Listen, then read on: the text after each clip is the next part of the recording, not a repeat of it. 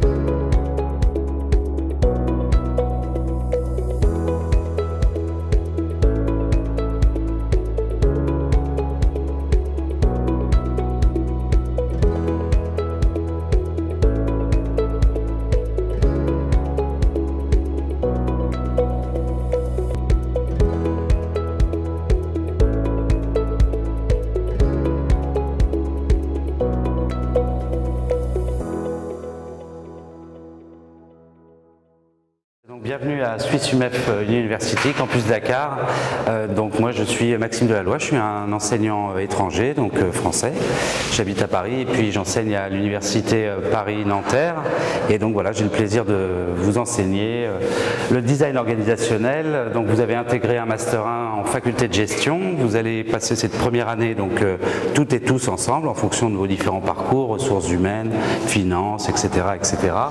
Aujourd'hui nous sommes très honorés de faire le bilan de l'activité l'année académique 25-26.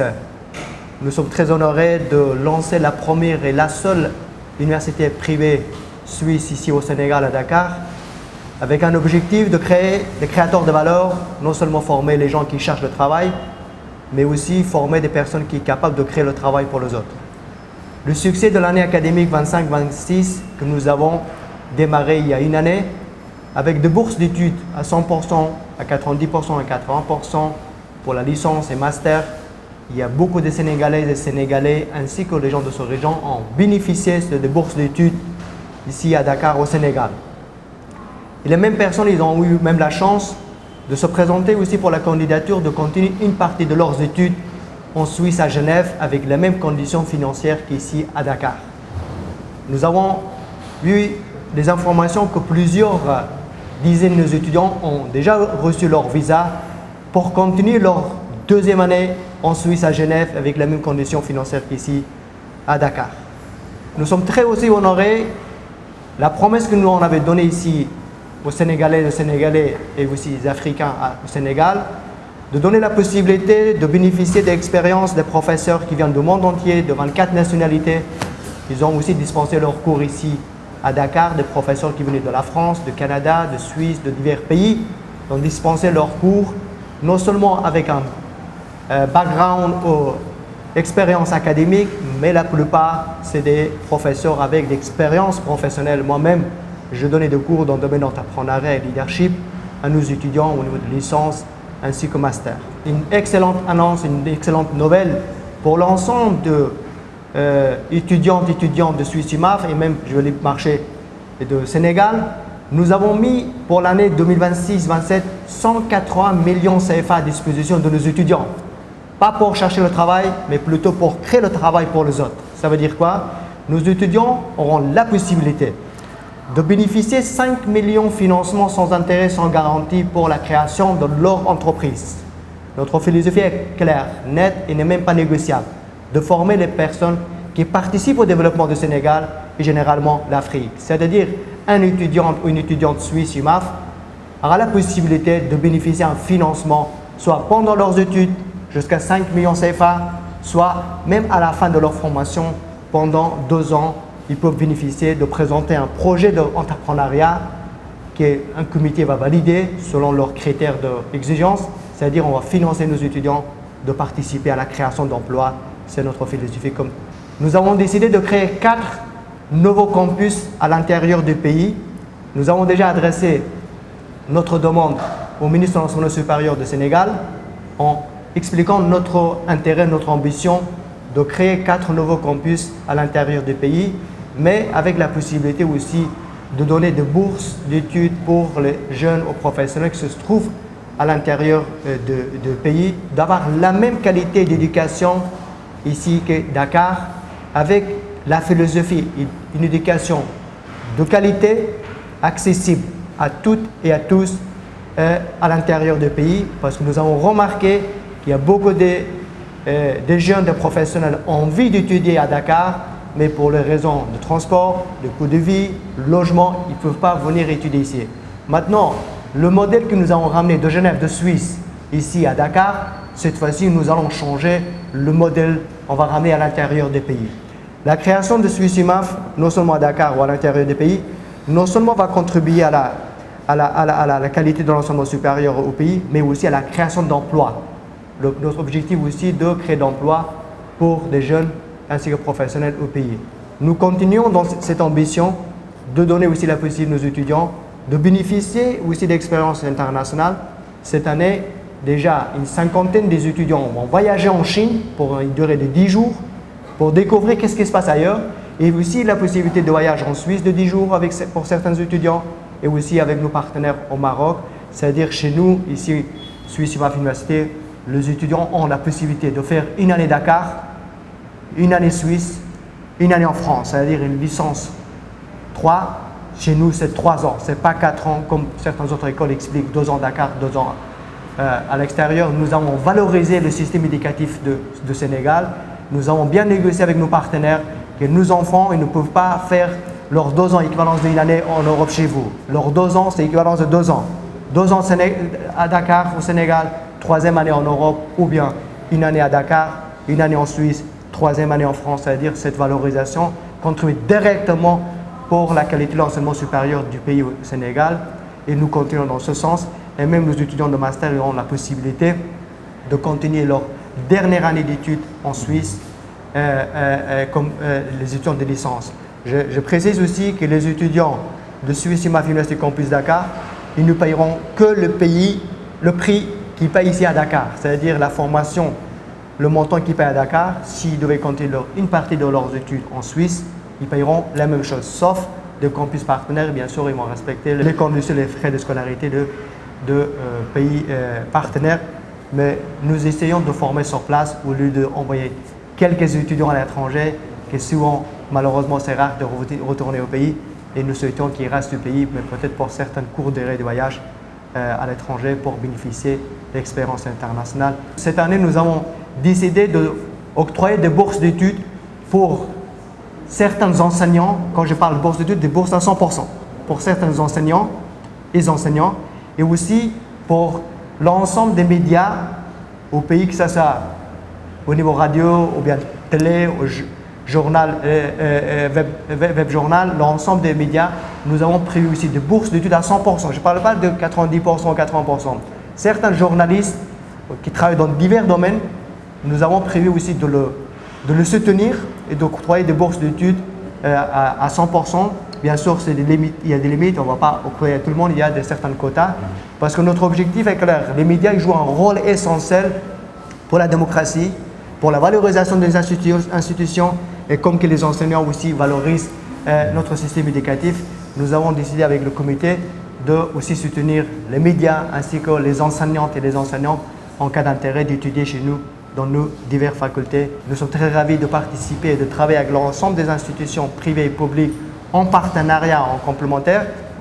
Notre ambition est aussi d'augmenter plus la qualité, plus des échanges, plus de mobilité. Comme tout à l'heure j'expliquais, de donner la possibilité à certains jeunes et professionnels du pays, à l'intérieur du pays, d'avoir aussi une formation accessible de qualité, et même aussi encourager certains étudiants européens ou asiatiques pour venir des cours séjours chez nous ici en Afrique, au Sénégal, aussi de bénéficier d'expériences de notre pays au Sénégal.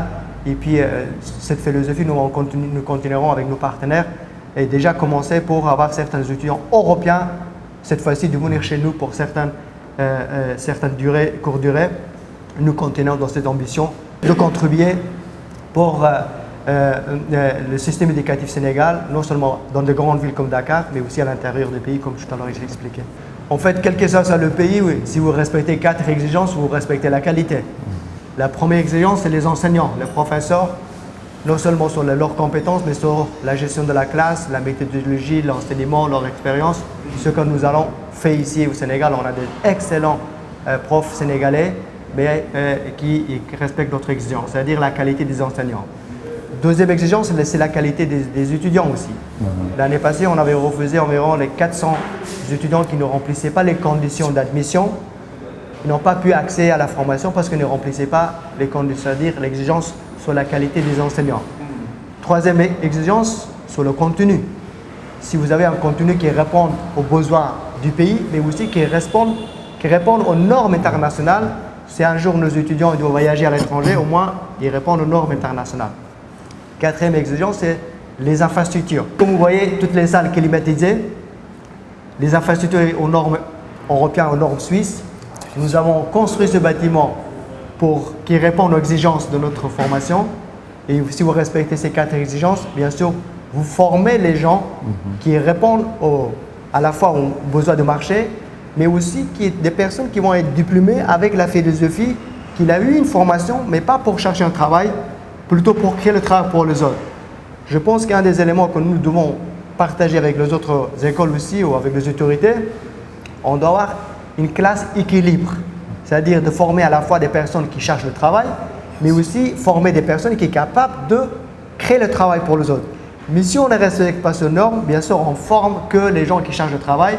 Si tout le monde cherche le travail, à mon avis, il n'y aura plus un jour de travail parce que tout le monde le fait. Et nous, on prend vraiment bien équilibré de former dans une salle au moins quelques personnes qui sont capables aussi de créer le travail. Et la raison pour laquelle nous avons mis un fonds assez important de 180 millions, pas milliards, j'espère que l'année prochaine, 180 millions CFA à disposition des étudiants pour qu'ils puissent créer leur entreprise. C'est un encouragement direct. Je pense qu'au Sénégal, on est la première et même à l'échelle africaine, on est la première pour l'instant.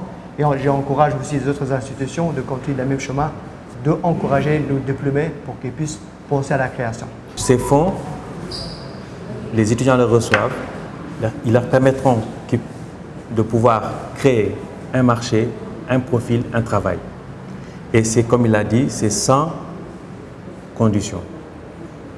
Tout étudiant de UMEF peut postuler pour acquérir assez de fonds pour pouvoir créer un travail. Il y a 4 fois par année, 4 réunions par année. Tous les 3 mois, il y a un comité qui est composé 80% de collègues sénégalais et 20% viennent de Suisse. Et c'est-à-dire que chaque étudiant, soit individuel, soit en groupe, présente un projet et ce projet soit étudié par le comité. Il y a 3 décisions. Valider sans remarque, valider avec remarque ou rejeter. Les étudiants ils peuvent présenter à tout moment leur projet, mais ça ne veut pas dire que c'est automatiquement le projet est validé. Il faut que le projet soit d'abord réalisable. Donc, deuxième, valeur ajoutée pour le pays. Troisième, qu'est-ce que ce projet va apporter aussi pour nos étudiants. Et celui-ci, il est valable pour l'ensemble des étudiants, que ce soit licence ou master, quelle que soit leur année, quel que soit leur semestre, quelle que soit leur durée de la formation. Et même à la fin de leur formation, s'ils terminent cette année, pendant 2 ans, c'est valable encore. Mais bien évidemment, c'est un étudiant qui est ponctuel, qui a la rigueur, qui est à jour pour ses frais de scolarité, qui suit le cours et celui-ci est disponible. Mais seulement, bien évidemment, pour des conditions que le comité va exiger pour chaque projet. Notre but est d'encourager, parce que quand j'ai enseigné le cours le dernier semestre, il y a beaucoup d'étudiants qui disent qu'on a des idées, mais on n'a pas les moyens financiers. Souvent, les projets qui n'ont pas besoin de moyens énormes, de 3 millions, 4 millions, 5 millions, 6 millions. Et je pense que nous finançons conditions de garantie sans intérêt, c'est-à-dire comme c'est notre étudiant, on ne va pas demander garantie bancaire, on ne va pas demander garantie hypothécaire, on ne va pas demander des intérêts. Mais les étudiants, il va recevoir 5 millions sur une durée de 5 ans. Après 5 ans, les étudiants, ils doivent rembourser ce montant en cas de succès de leur projet. Et en plus de ça, pendant 3 ans, ils doivent participer à ce fonds qu'on a créé, c'est-à-dire une contribution comme don, si leur business, si leur société, ça marche. Moi, je pense que c'est un encouragement. Et les gens, ils sont tous ravis. Mais le modèle que nous, on a fait, on n'a pas inventé un modèle suisse, on a inventé un modèle sénégalais. Ça veut dire quoi? Nous avons proposé aux étudiants, chaque année, en plus de votre frais de scolarité, vous participez 60 000 CFA. Voilà, ils participent 60 000 dans ce fonds. Nous, pour chaque étudiant, on fait un versement de 120 000. 120 000 plus 60 000, ça fait 180 000. Si vous faites fois environ 1000 étudiants, ça fait 180 millions CFA.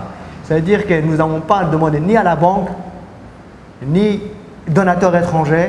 Ce sont le fonds, les moyens, la réflexion de Suisse-UMAF avec des collègues sénégalais ou africains, avoir notre propre moyen de valoriser. Mais maintenant, si ce montant n'est pas utilisé pendant 3 ans, qui reste sur le compte de Suisse-UMAF, nous avons prévu l'alternative de construire des écoles à l'intérieur du pays. Effectivement. Des salles de cours à l'intérieur du pays. Je prends un exemple. Si nous n'avons pas pu utiliser ce fonds pendant 3 ans, et ce montant, nous avons pensé que le comité va décider d'aller à l'intérieur du pays. Récemment, j'ai visité certaines communes qui avaient vraiment besoin de construire des salles de cours ou certaines choses. Nous allons construire des salles de cours et des écoles, mais au nom des étudiants de Suisse-UMAF Université Campus Dakar. C'est-à-dire que cette école va faire une contribution par nos étudiants dans diverses régions du pays. C'est aussi une contribution noble. Je pense que c'est une fierté pour nos étudiants. Actuellement, le monde est en perpétuel avancement. Supposons qu'un un juriste ne maîtrise pas les données. Supposons qu'un gestionnaire ne puisse pas travailler avec l'IA, l'intelligence artificielle. C'est pour cela que nous avons opté pour qu'un juriste, un gestionnaire d'entreprise puisse avoir toutes les connaissances nécessaires de l'intelligence de l'IA. Parce que nous sommes dans un monde de transformation numérique. Il faut impérativement s'adapter, comprendre l'utilisation de l'IA. C'est dans ce sens que nous avons utilisé ce modèle, de ce fait que chaque branche, que ce soit en gestion, en droit, en sciences et politiques, qu'on puisse avoir les données, les connaissances de l'IA. Aujourd'hui, il y a en diplomatie numérique, on utilise, il y a des signatures électroniques. Oui, tout ça, c'est avec l'apprentissage de l'IA. Mais aussi, ça leur permettra aussi de se préparer aux attaques, aux dangers. Donc, il faudra les former sur ça. C'est pour ça que nous avons utilisé cette transversalité. On fait tout d'abord, l'éducation c'est universel, il n'y a pas de méthode sénégalaise et de méthode suisse. Quelle est le but d'une nation? Quelle est la politique de l'État? Quelle est la politique de nos institutions? Quelle est notre responsabilité? Aujourd'hui, on parle par exemple d'un master en leadership. Peut-être probablement vous avez entendu un master en leadership un peu partout. La différence c'est quoi? La différence c'est la méthode de l'enseignement. Est-ce que vous formez avec un master en leadership quelqu'un qui lui-même est incapable de gérer lui-même? Ou bien est-ce que vous formez quelqu'un un master en leadership qui est capable de gérer une nation, un pays, un continent? Aujourd'hui, les 2 éléments, les formations essentielles que souvent les pays ne prennent pas en compte, qu'on doit concentrer pour créer des valeurs pour le Sénégal et pour l'Afrique. Tout d'abord, le créateur de valeurs. Si vous avez des dirigeants qui sont capables de diriger avec éthique, avec responsabilité, nous pourrions créer des valeurs. Quand vous êtes en face de la Banque mondiale, quand vous demandez une négociation pour un financement, mais si vous êtes incapable de négocier, de le convaincre, d'argumenter, bien sûr, vous ne pouvez pas avoir de succès. Aujourd'hui, la formation de leadership, formation de gestion de projet, il joue un rôle vital pour le pays. Et nous avons mis cette formation, que probablement ça existe sur la même appellation au pays, mais la différence, c'est notre méthode de l'enseignement. On ne va pas former les cadres pour la Suisse, on va former les cadres à la fois qui répondent à la réalité du pays, au Sénégal, mais aussi c'est compatible avec les normes internationales. Quand on parle de l'intelligence artificielle, l'avenir d'un pays aujourd'hui aussi dépend de la capacité aussi de maîtriser les matières techniques. Aujourd'hui, la formation que nous avons, plusieurs niveaux qu'on a créé, quatre facultés, divers départements, ce sont les formations qui probablement aussi existent au Sénégal. Peut-être quelqu'un qui est expert va dire que la formation en marketing digital, ça existe, ou peut-être la formation entrepreneuriale, ça existe, ou peut-être formation de relations internationales, ça existe. Mais la manière de l'enseignement, c'est très important. À titre d'exemple, nous sommes en Suisse, à Genève, qui vient de la ville d'où je viens. En relations internationales, nous sommes extrêmement forts parce que l'ensemble des organisations internationales se trouve à Genève. Là, dernièrement, nous avons reçu des talents qui sont venus de Genève pour enseigner les cours ici à Dakar aux étudiants de la région, aux Sénégalais. À titre d'exemple, je vous donne quelques noms. On a eu l'ancien ambassadeur de Suisse qui est venu ici pour enseigner. On a eu des grands diplomates français qui sont venus enseigner ici. On a eu l'ancien Premier ministre de Roumanie qui est venu ici pour enseigner. Je pense qu'au niveau de l'appellation, je pense qu'éducation, c'est partout, c'est universel. Mais nous avons bien aligné avec le besoin du Sénégal. Et la chance qu'on a des collègues qui sont du pays, qui maîtrisent très bien le système européen aussi, parce qu'ils ont leur doctorat, leur formation en Europe. On a fait un bon mélange entre la Suisse, pays européen, Sénégal et pays de la région. On a créé un modèle qui répond non seulement aux normes de notre pays Sénégal, mais aussi à l'échelle mondiale.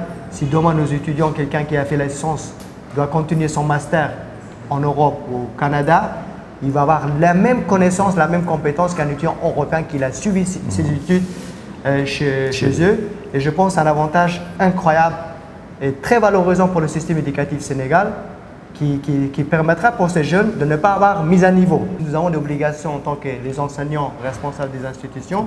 Bien sûr, c'est important de donner les éléments clés pour le stage, mais aussi on doit plutôt former d'abord, avant tout, de créer le travail. Pourquoi un jeune Européen de 18, 19, 20, 25 ans il est capable d'inventer, de créer une entreprise, créer une start-up? Pourquoi pas un Sénégalais ou une Sénégalaise ou un Africain de penser de la même manière? Aujourd'hui, nous sommes une société interconnectée. On a tous l'accès à l'information, aux outils. Je pense à nous de donner les outils à nos étudiants, de dire que vous devez maintenant arrêter de penser que vous êtes faible. Vous devez chercher, vous devez créer, vous devez valoriser votre compétence. Mais si vous n'avez pas de choix, pas de problème, vous pouvez peut-être être parmi les gens qui cherchent le stage. La philosophie que moi je partage avec mes collègues, avec mes étudiants, je donne moi-même le cours, j'explique chaque fois, vous êtes responsable pour votre échec et vos succès. Soit vous valorisez dès maintenant, soit vous dévalorisez dès maintenant.